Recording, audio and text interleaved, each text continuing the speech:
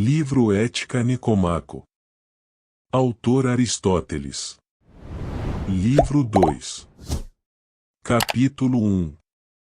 Sendo, pois, de duas espécies a virtude, intelectual e moral, a primeira, por via de regra, gera-se e cresce graças ao ensino, por isso requer experiência e tempo, enquanto a virtude moral é adquirida em resultado do hábito, donde ter se formado o seu nome por uma pequena modificação da palavra hábito. Por tudo isso, evidencia-se também que nenhuma das virtudes morais surge em nós por natureza, com efeito, nada do que existe naturalmente pode formar um hábito contrário à sua natureza. Por exemplo, a pedra que por natureza se move para baixo não se pode imprimir o hábito de ir para cima, ainda que tentemos adestrá-la jogando-a 10.000 vezes no ar, nem se pode habituar o fogo a dirigir-se para baixo, nem qualquer coisa que por natureza se comporte de certa maneira a comportar-se de outra. Não é, pois, por natureza, nem contrariando a natureza que as virtudes se geram em nós. Diga-se, antes, que somos adaptados por natureza a recebê-las e nos tornamos perfeitos pelo hábito. Por outro lado, de todas as coisas que nos vêm por natureza, primeiro adquirimos a potência e mais tarde exteriorizamos os atos. Isso é evidente no caso dos sentidos, pois não foi por ver ou ouvir frequentemente que adquirimos a visão e a audição, mas, pelo contrário, nós as possuíamos antes de usá-las, e não entramos na posse delas pelo uso. Com as virtudes dá-se exatamente o oposto, adquirimos-las pelo exercício, como também sucede com as artes. Com efeito, as coisas que temos de aprender antes de poder fazê-las, aprendemo-las fazendo, por exemplo, os homens tornam-se arquitetos construindo e tocadores de lira tangendo esse instrumento. Da mesma forma, tornamo-nos justos praticando atos justos, e assim com a temperança, a bravura, etc. Isto é confirmado pelo que acontece nos estados, os legisladores tornam bons os cidadãos por meio de hábitos que lhes incutem. Esse é o propósito de todo legislador, e quem não logra tal desiderato falha no desempenho da sua missão.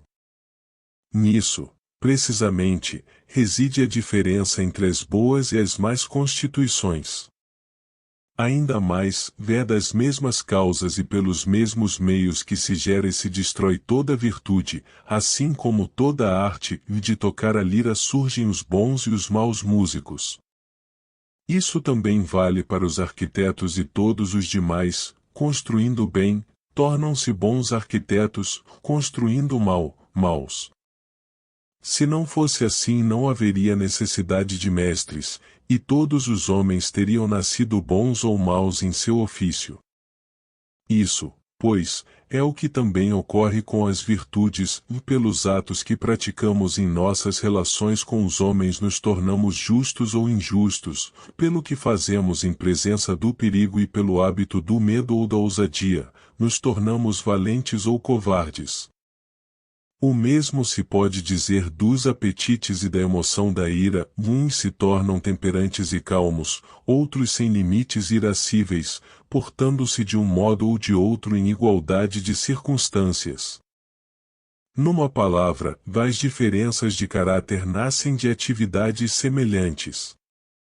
É preciso, pois, atentar para a qualidade dos atos que praticamos, porquanto da sua diferença se pode aquilatar a diferença de caracteres. E não é coisa de somenos que desde a nossa juventude nos habituemos desta ou daquela maneira. Tem, pelo contrário, imensa importância, ou melhor, tudo depende disso. Capítulo 2.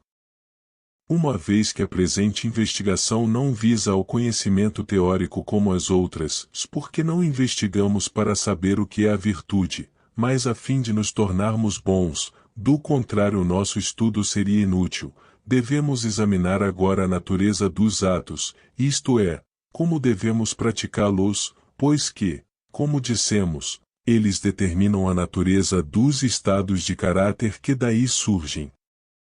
Ora, que devemos agir de acordo com a regra justa é um princípio comumente aceito, que nós encamparemos.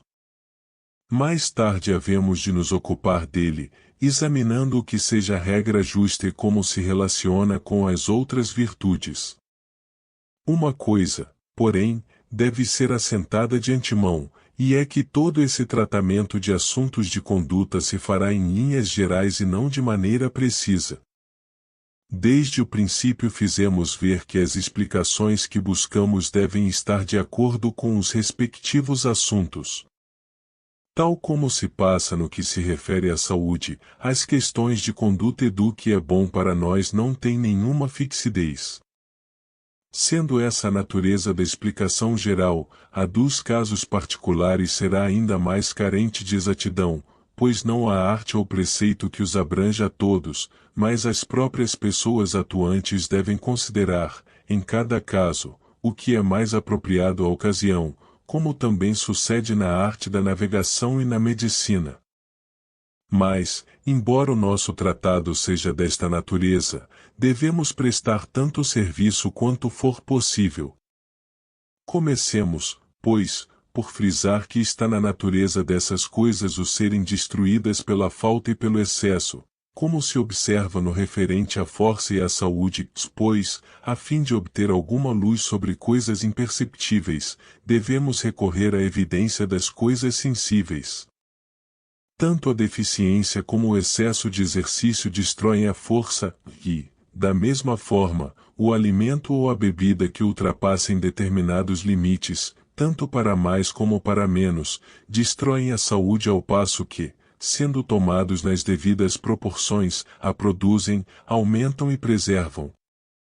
O mesmo acontece com a temperança, a coragem e as outras virtudes, pois o homem que a tudo teme e de tudo foge, não fazendo frente a nada, torna-se um covarde, e o homem que não teme absolutamente nada, mas vai ao encontro de todos os perigos, torna-se temerário, e, analogamente, o que se entrega a todos os prazeres e não se abstém de nenhum torna-se sem limite, enquanto o que evita todos os prazeres, como fazem os rústicos, se torna de certo modo insensível. A temperança e a coragem, pois, são destruídas pelo excesso e pela falta, e preservadas pela mediania.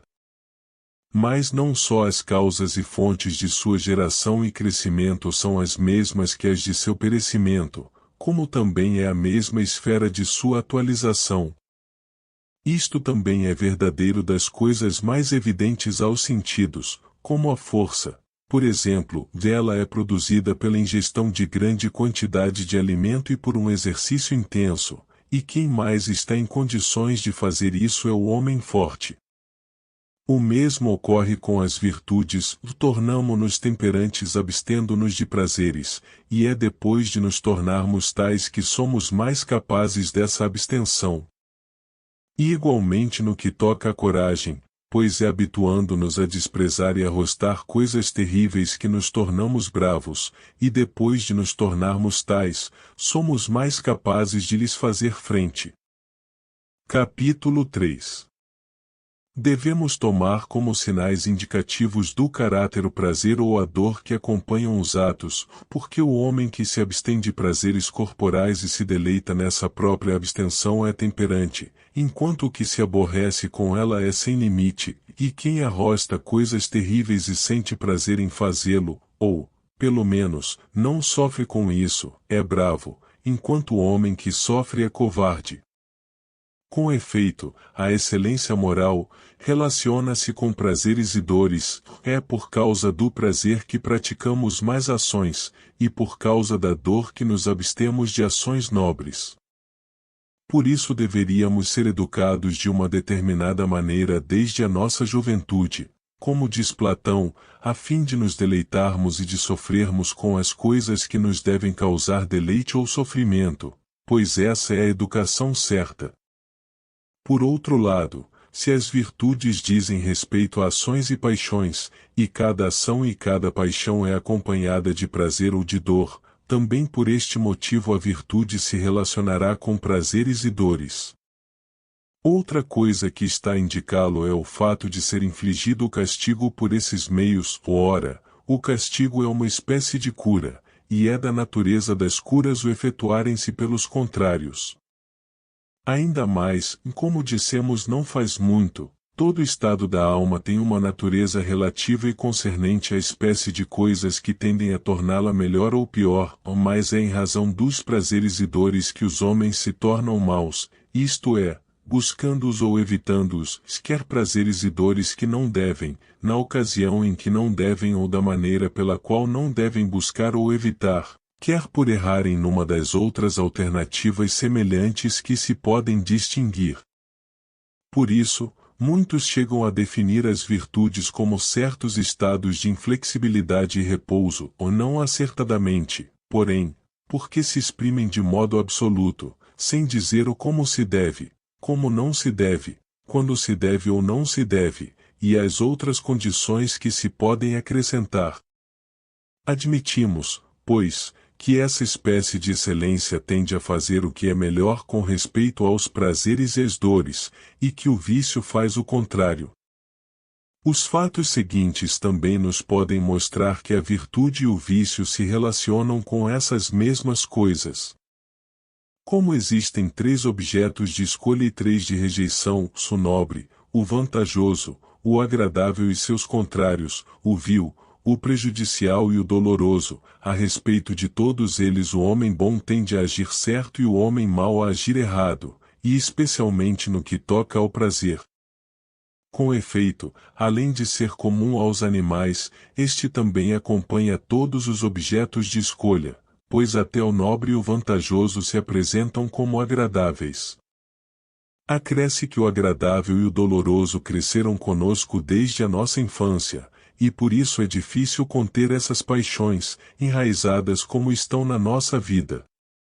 E, alguns mais e outros menos, medimos nossas próprias ações pelo estalão do prazer e da dor.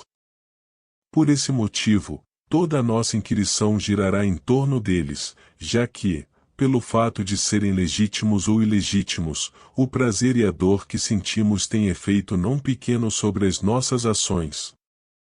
Por outro lado, para usarmos a frase de Heráclito, é mais difícil lutar contra o prazer do que contra a dor, mas tanto a virtude como a arte se orientam para o mais difícil, que até torna melhores as coisas boas.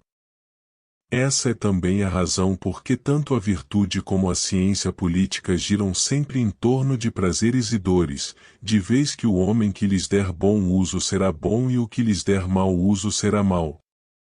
Demos por assentado, pois, que a virtude tem que ver com prazeres e dores, que, pelos mesmos atos de que ela se origina, tanto é acrescida como, se tais atos são praticados de modo diferente, destruída, e que os atos de onde surgiu a virtude são os mesmos em que ela se atualiza.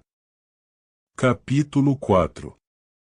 Alguém poderia perguntar o que entendemos ao declarar que devemos tornar-nos justos praticando atos justos e temperantes praticando atos temperantes, porque, se um homem pratica tais atos, é que já possui essas virtudes, exatamente como, se faz coisas concordes com as leis da gramática e da música, é que já é gramático e músico. Ou não será isto verdadeiro nem sequer das artes? Pode-se fazer uma coisa que esteja concorde com as leis da gramática, quer por acaso, quer por sugestão de outrem.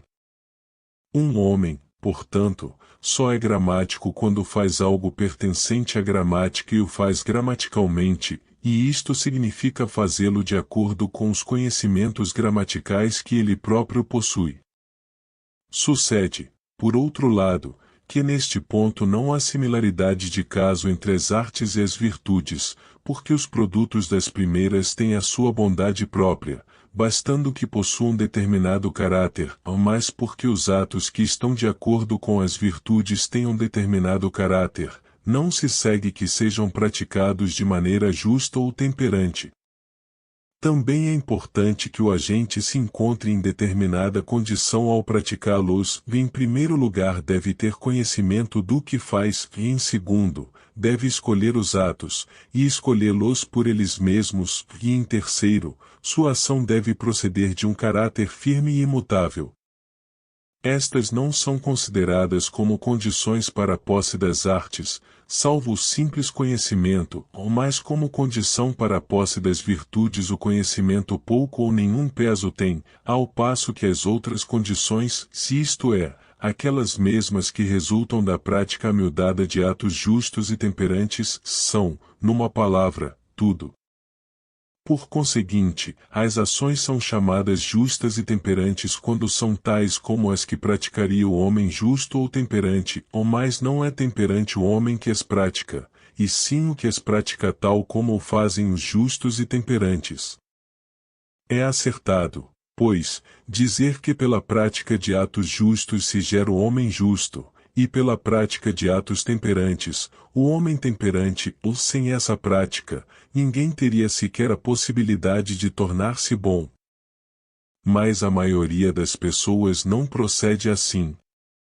Refugiam-se na teoria e pensam que estão sendo filósofos e se tornarão bons dessa maneira.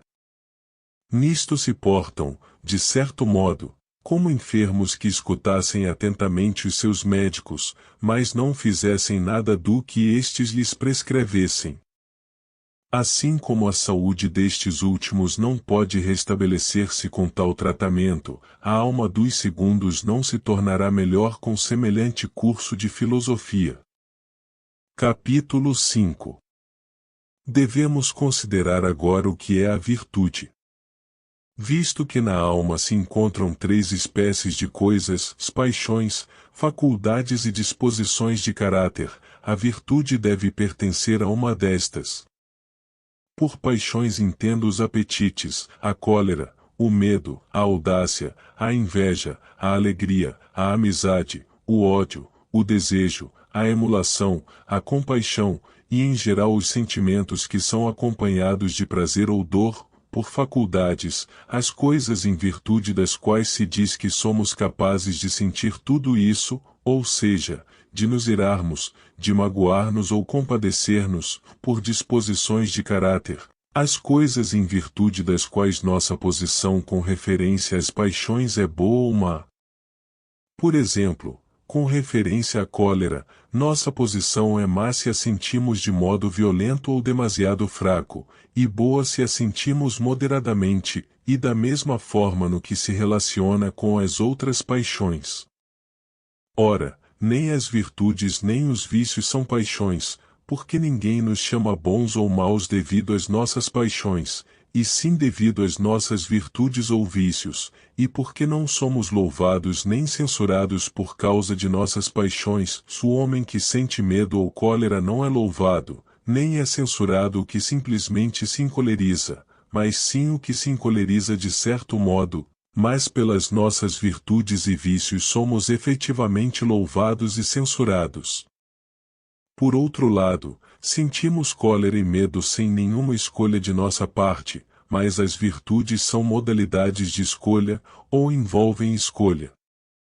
Além disso, com respeito às paixões se diz que somos movidos, mas com respeito às virtudes e aos vícios não se diz que somos movidos, e sim que temos tal ou tal disposição.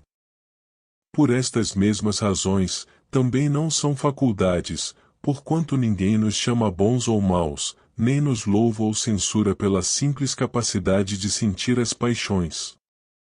Acresce que possuímos as faculdades por natureza, mas não nos tornamos bons ou maus por natureza.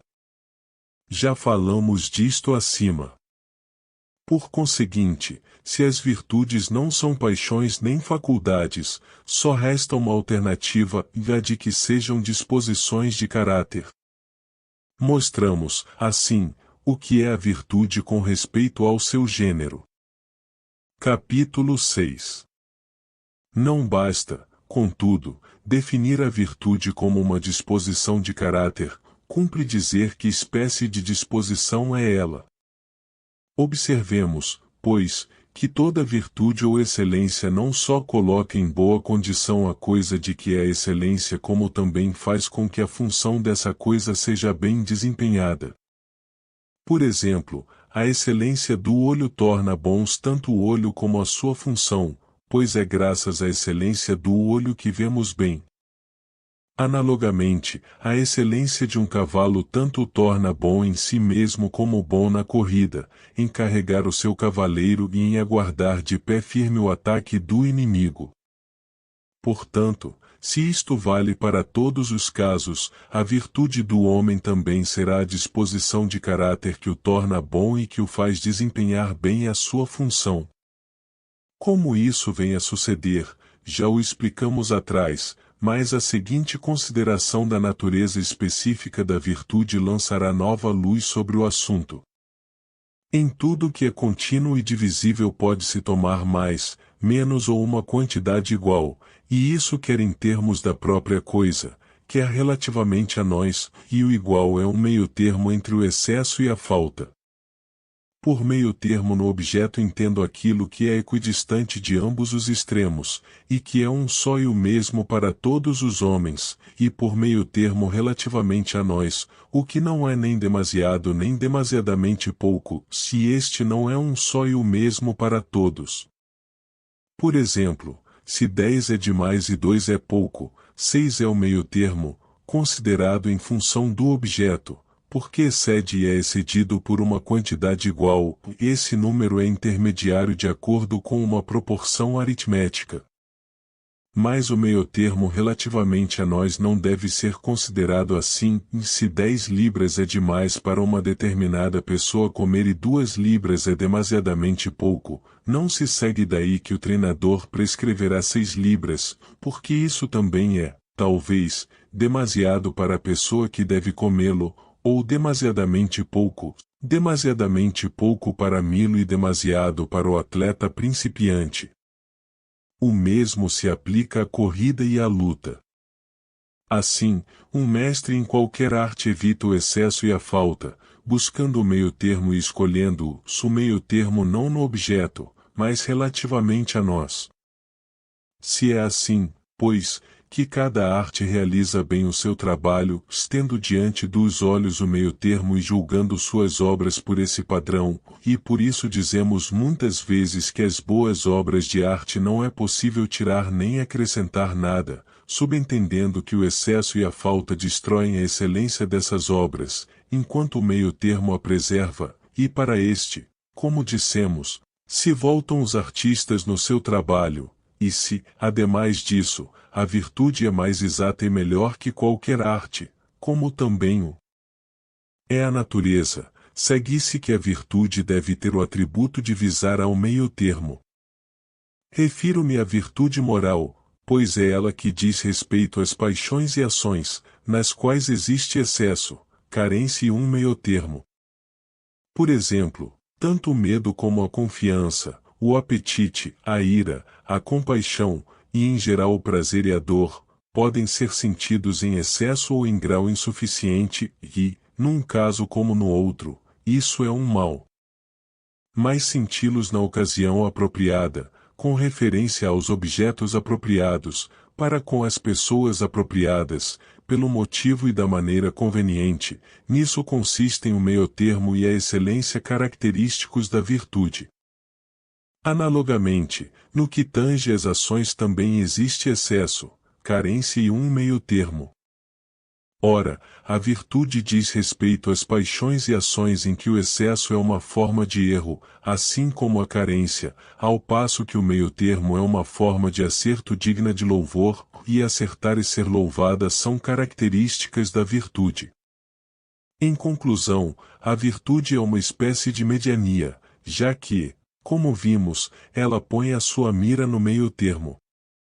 Por outro lado, é possível errar de muitos modos, pois o mal pertence à classe do ilimitado e o bem à do limitado, como supuseram os pitagóricos, mas só há um modo de acertar.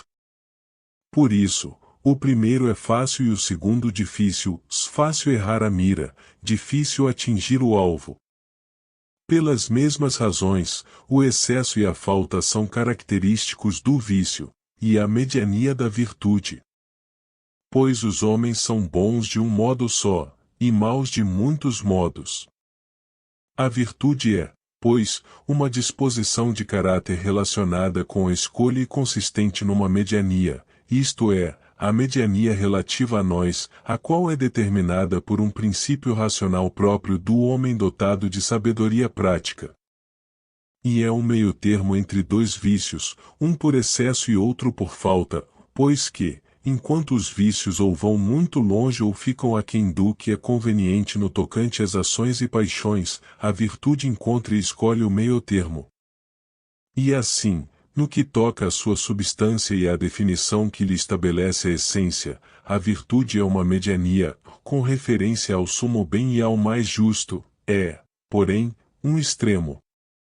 Mas nem toda ação e paixão admite um meio-termo, pois algumas têm nomes que já de si mesmos implicam maldade, como o despeito, o despudor, a inveja, e, no campo das ações, o adultério, o furto, o assassínio. Todas essas coisas e outras semelhantes implicam, nos próprios nomes, que são mais em si mesmas, e não o seu excesso ou deficiência. Nelas jamais pode haver retidão, mas unicamente o erro.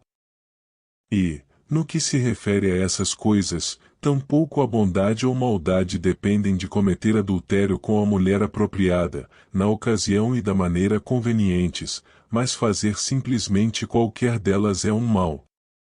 Igualmente absurdo seria buscar um meio-termo, um excesso e uma falta em atos injustos, covardes ou libidinosos, porque assim haveria um meio-termo do excesso e da carência, um excesso de excesso e uma carência de carência. Mas, do mesmo modo que não existe excesso nem carência de temperança e de coragem, pois o que é intermediário também é, noutro sentido, um extremo, também das ações que mencionamos não há meio-termo, nem excesso, nem falta, porque, de qualquer forma que sejam praticadas, são mais. Em suma, do excesso ou da falta não há meio-termo, como também não há excesso ou falta de meio-termo. Capítulo 7. Não devemos, porém, contentar-nos com esta exposição geral, é importante aplicá-la também aos fatos individuais. Com efeito, das proposições relativas à conduta, as universais são mais vazias, mas as particulares são mais verdadeiras, porquanto a conduta versa sobre casos individuais e nossas proposições devem harmonizar-se com os fatos nesses casos. Podemos tomá-los no nosso quadro geral. Em relação aos sentimentos de medo e de confiança, a coragem é o meio-termo, um dos que excedem. O que o faz no destemor não tem nome, muitas disposições não o têm, enquanto o que excede na audácia é temerário, e o que excede no medo e mostra a falta de audácia é covarde. Com relação aos prazeres e dores, não todos, e menos no que tange as dores, o meio-termo é a temperança e o excesso é a intemperança. Pessoas deficientes no tocante aos prazeres não são muito encontradiças, e por este motivo não receberam nome, ou chamemo-las, porém, insensíveis. No que se refere a dar e receber dinheiro, o meio-termo é a liberalidade, o excesso e a deficiência, respectivamente, prodigalidade e avareza. Nesta espécie de ações as pessoas excedem e são deficientes de maneiras opostas, o pródigo excede no gastar e é deficiente no receber, enquanto o avaro excede no receber e é deficiente no gastar. De momento, tudo o que fazemos é dar um esboço ou sumário, e com isso nos contentamos, ou mais adiante essas disposições serão descritas com mais exatidão. Ainda no que diz respeito ao dinheiro, existem outras disposições, um meio-termo, a magnificência, pois o homem magnificente difere do liberal, o primeiro lida com grandes quantias, o segundo com quantias pequenas, um excesso, a vulgaridade e o mau gosto, e uma deficiência, a mesquinhez, estas diferem das disposições contrárias à liberalidade, e mais tarde diremos em que. Com respeito à honra e à desonra, o meio-termo é o justo orgulho, o excesso é conhecido como uma espécie de vaidade ócul e a deficiência como uma humildade indébita, e a mesma relação que apontamos entre a liberalidade e a magnificência, da qual a primeira difere por lidar com pequenas quantias, também se verifica aqui, pois há uma disposição que tem alguns pontos em comum com o justo orgulho, mas ocupa-se com pequenas honras, enquanto a este só interessam as grandes. Porque é possível desejar a honra como se deve, mais do que se deve e menos do que se deve, e o homem que excede em tais desejos é chamado ambicioso, o que fica a quem é modesto, enquanto a pessoa intermediária não tem nome. As disposições também não receberam nome, salvo a do ambicioso, que se chama ambição.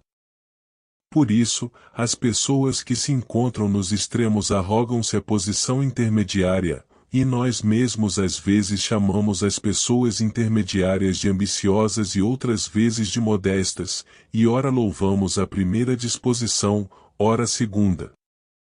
A razão disso será dada mais adiante, agora, porém, falemos sobre as demais disposições, de acordo com o método indicado. No tocante à cólera também há um excesso, uma falta e um meio-termo. Embora praticamente não tenham nomes, uma vez que chamamos calmo ao homem intermediário, seja o meio-termo também a calma, e dos que se encontram nos extremos, chamemos irascível ao que excede irritabilidade ao seu vício, e ao que fica aquém da justa medida chamemos pacato, e calma à sua deficiência.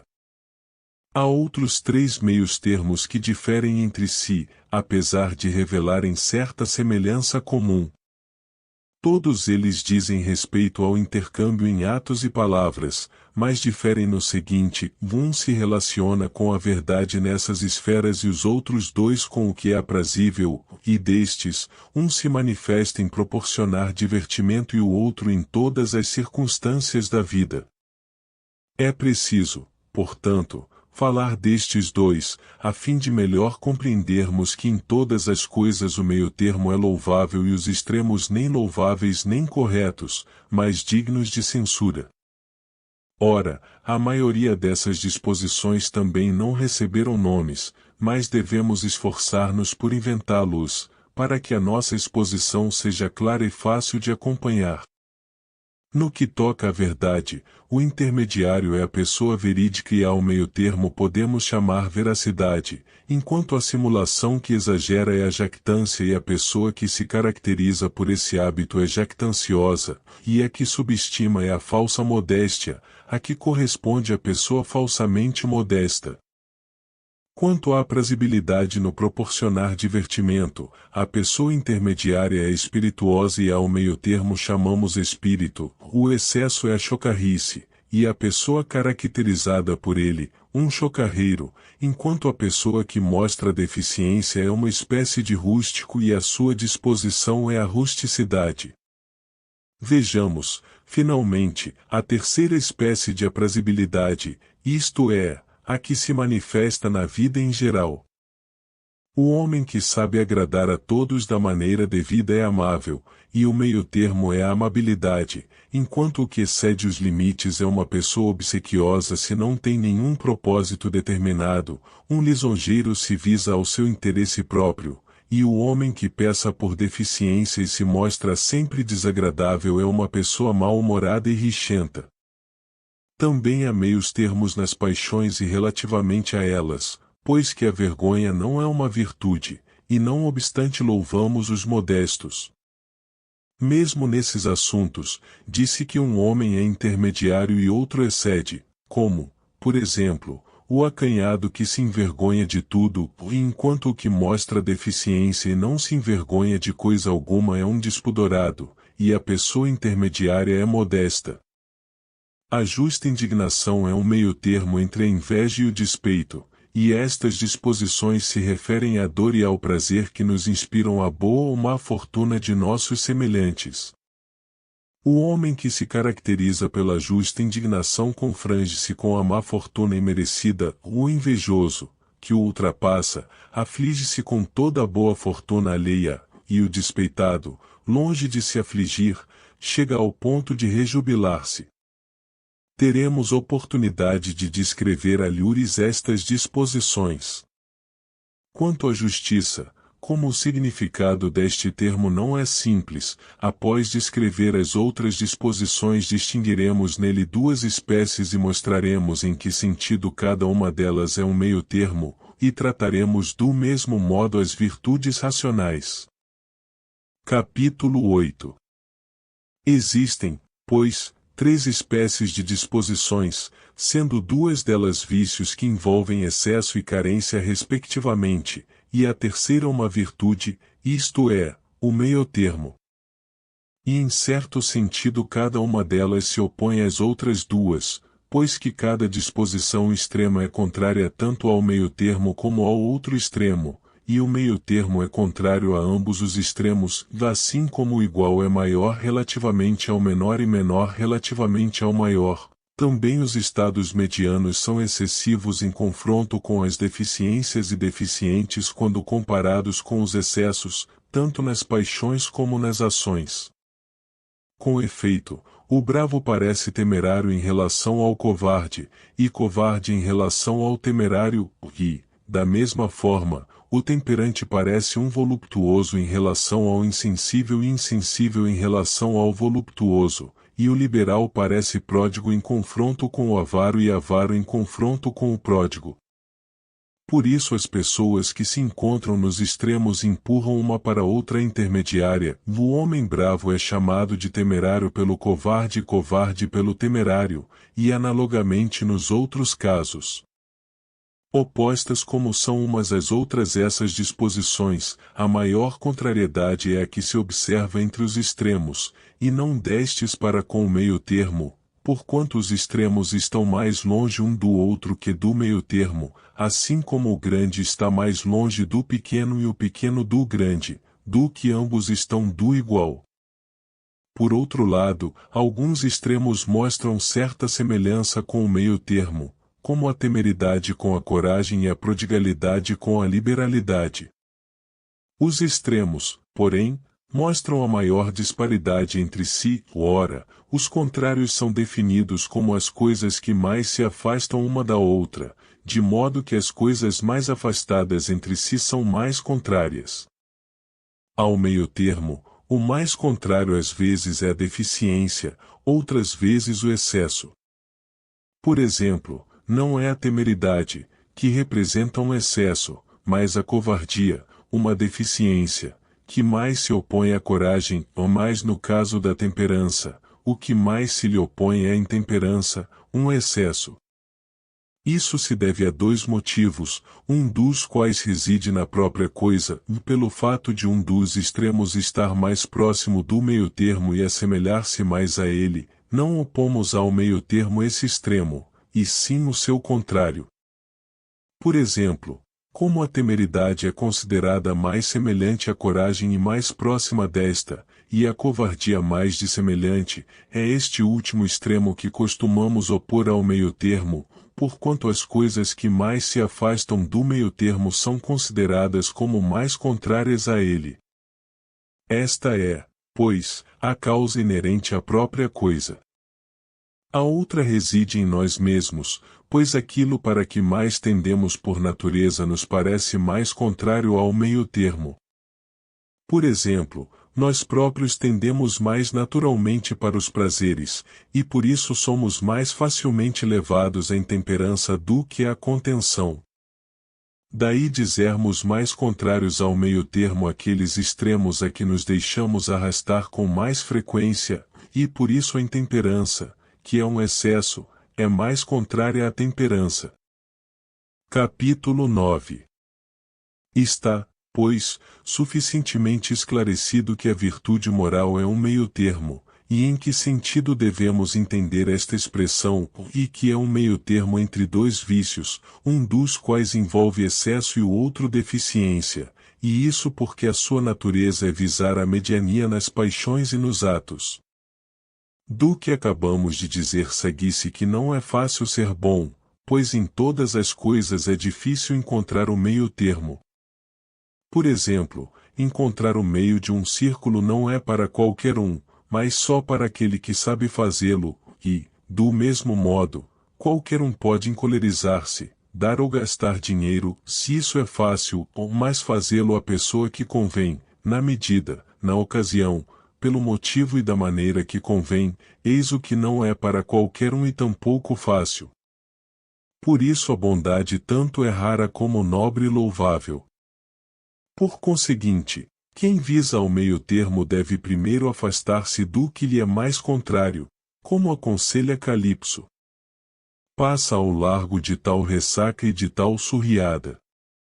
Com efeito, dos extremos, um é mais errôneo e o outro menos, portanto, como acertar no meio termo é extraordinariamente difícil, devemos contentar-nos com o menor dos males, como se costuma dizer, e a melhor maneira de fazê-lo é a que descrevemos. Mas devemos considerar as coisas para as quais nós próprios somos facilmente arrastados, porque um pende numa direção e outro em outra, e isso se pode reconhecer pelo prazer e pela dor que sentimos. É preciso forçar-nos a ir à direção do extremo contrário, porque chegaremos ao estado intermediário afastando-nos o mais que pudermos do erro, como procedem aqueles que procuram endireitar varas tortas. Ora, em todas as coisas o agradável e o prazer é aquilo de que mais devemos defender-nos, pois não podemos julgá-lo com imparcialidade.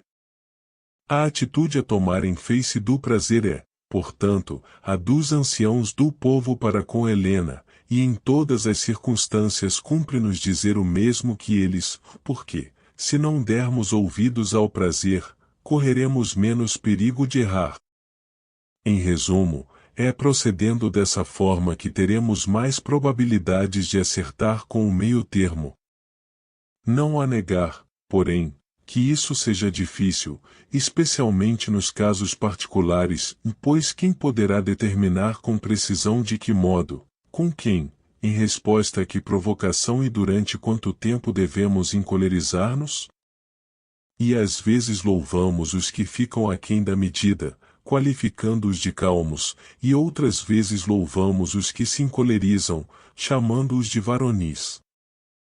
Não se censura, contudo, o homem que se desvia um pouco da bondade, quer no sentido do menos, quer do mais, só merece reproche o homem cujo desvio é maior, pois esse nunca passa despercebido. Mas até que ponto um homem pode desviar-se sem merecer censura? Isso não é fácil de determinar pelo raciocínio. Como tudo que seja percebido pelos sentidos, tais coisas dependem de circunstâncias particulares, e quem decide é a percepção. Fica bem claro, pois, que em todas as coisas o meio-termo é digno de ser louvado, mas que às vezes devemos inclinar-nos para o excesso e outras vezes para a deficiência. Efetivamente, essa é a maneira mais fácil de atingir o meio-termo e o que é certo,